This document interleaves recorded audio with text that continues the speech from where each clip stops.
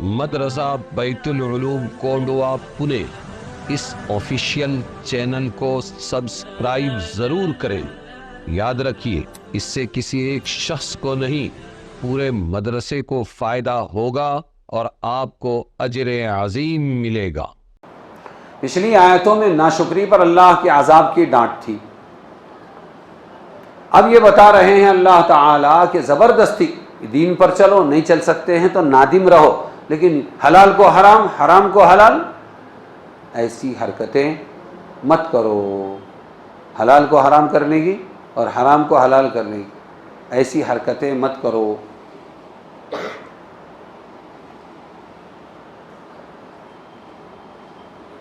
یہ جو مشرکین تھے مکہ کے، وہ لوگ ایسا کرتے تھے، بہت سی چیزیں اپنے لیے حلال کر لیتے تھے، بہت سی چیزیں حرام۔ مسلمانوں کو تنبیہ فرمائیے کہ وہ ایسا نہ کرے۔ کسی چیز کا حلال یا حرام کرنا صرف کس کا حق ہے؟ اللہ کا۔ وہ جو حلال بولے وہ حلال، وہ جو حرام بولے وہ حرام، اس میں ہم دخل نہ دیں۔ محرمات مذکورہ میں حصر اضافی ہے، حقیقی نہیں۔ 4 چیزیں حرام بتلائی نا، مردار، خون بہتا اور سور کا گوشت، اور ساتھ میں جو اللہ کے غیر کے نام پر کیا گیا، جاندار ہو یا مردار ہو یا چڑھاوا ہو یا کچھ بھی ہو، یہ 4 چیزیں حرام ہے نا، یہی کہا نا، یہ 4 چیزیں حرام ہیں۔ الفاظ کیا ہے دیکھو، انما حرما، تم پر حرام کیا ہے مردار کو اور فلانی فلانی چیز کو۔ تو سوال ایک پیدا ہوتا ہے، کیا اس کے علاوہ سب حلال ہے کیا؟ اگر یہ چیز 4 ہی حرام ہیں تو باقی کیا سب حلال ہے کیا؟ سوال پیدا ہوتا ہے نا۔ وہ سمجھنے کی کوشش کرو، کیونکہ شیطان بھیجے ٹیڑے کرتا ہے۔ کیا کرتا ہے؟ ہاں، اس سے زیادہ صریح طور پر قُل لا اجد فیما اوحی الی محرما علی طاعم یطعمہ 8ویں پارے میں آیا ہے۔ معلوم ہوتا ہے کہ ان چیزوں کے سوا کوئی چیز حرام نہیں، ایسا لگتا ہے، حالانکہ قرآن و سنت کی تصریحات کے مطابق باجماع امت اور بھی بہت سی چیزیں حرام ہیں، ہے یا نہیں ہے بولو؟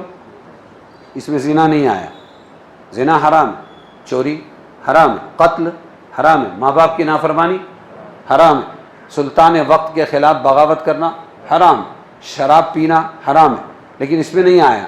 تو اس کے انداز سے ایسا لگتا ہے کہ یہ 4 چیزیں حرام، باقی جائز ہیں۔ اس اشکال کا جواب خود انہی آیات کے سیاق و سباق پر غور کرنے سے معلوم ہو جائے گا۔ اس جگہ عام حرام و حلال کا بیان کرنا مقصود نہیں، خاص 4 چیزیں بہت ہی زیادہ اہمیت کے ساتھ حرام بتلا کر اس کی اہمیت بتلا رہے ہیں۔ بلکہ مشرکین جاہلیت نے جو بہت سی چیزوں کو اپنی طرف سے حرام کر لیا تھا، حالانکہ اللہ تعالیٰ نے ان کی حرمت کا حکم نہیں دیا تھا، ان کا بیان کرنا مقصود ہے کہ تمہاری حرام کردہ چیزوں میں سے اللہ کے نزدیک صرف یہی چیزیں حرام ہیں، تم جو سب حرام بول رہے ہو وہ نہیں، یہ 4 چیزیں حرام ہیں۔ اس آیت میں مکمل تفسیر 4 محرمات کے احکام کا مفصل بیان بھی سورہ بقرہ میں گزر چکا۔ ارے سمجھے کہ نہیں سمجھے؟ ورنہ اگر ان آیتوں کی وضاحت نہ ہو تو لوگ کیا کہیں گے؟ 4 چیزیں حرام ہیں، قرآن کہتا ہے، باقی کی میں نے جو لسٹ بتائی وہ حلال ہے۔ میں مدارس اللہ مسجد میں جمعہ کے بیان کرتا تھا اور ایک ٹاپک لے کر تشریح سے بیان کرتا تھا، تو میں نے کہا ان پر زکوٰۃ ہے، ان پر زکوٰۃ ہے، ان پر زکوٰۃ ہے، ان پر زکوٰۃ ہے، لیکن مال حرام پر زکوٰۃ نہیں ہے۔ تو کچھ بینک کے ملازمین تھے، بینک کے ملازم، شیطان کھیل گیا، انہوں نے بات چلا دی، ارے ہمارے پر تو زکوٰۃ ہے ہی نہیں، 1 لاکھ پر 2,500، 1 لاکھ پر 2,500۔ ہاں، مفتی صاحب نے بولے ہمارے پر تو زکوٰۃ ہے ہی نہیں۔ اگلا جمعہ پھر میرا تھا، میں نے سٹارٹر جو مارا اور ٹاپ و ٹاپ 5ویں گیئر میں چلا گیا۔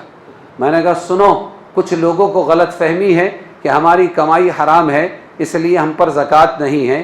کون سی زکوٰۃ؟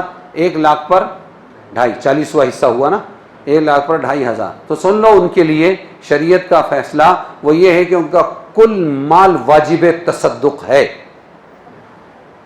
لاکھ پر 2.5 نہیں، پورا 1 لاکھ۔ کتنا؟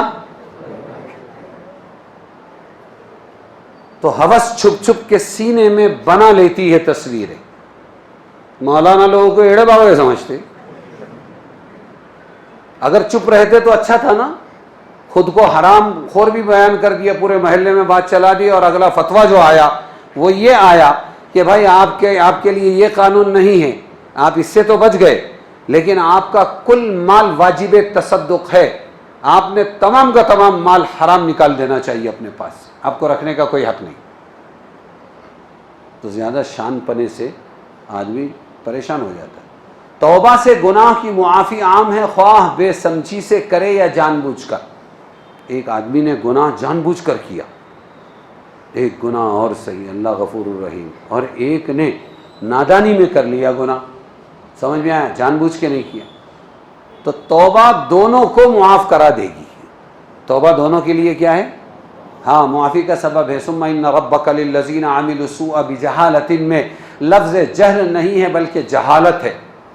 ایک ہے جہل اور ایک ہے جہالت، دونوں میں فرق ہے. جہل تو علم کے بالمقابل آتا ہے، یہ علم ہے جاننا، اور یہ جہل ہے نہ جاننا. سمجھ میں آیا؟ اور بے علمی بے سمجھی کے معنی میں ہے.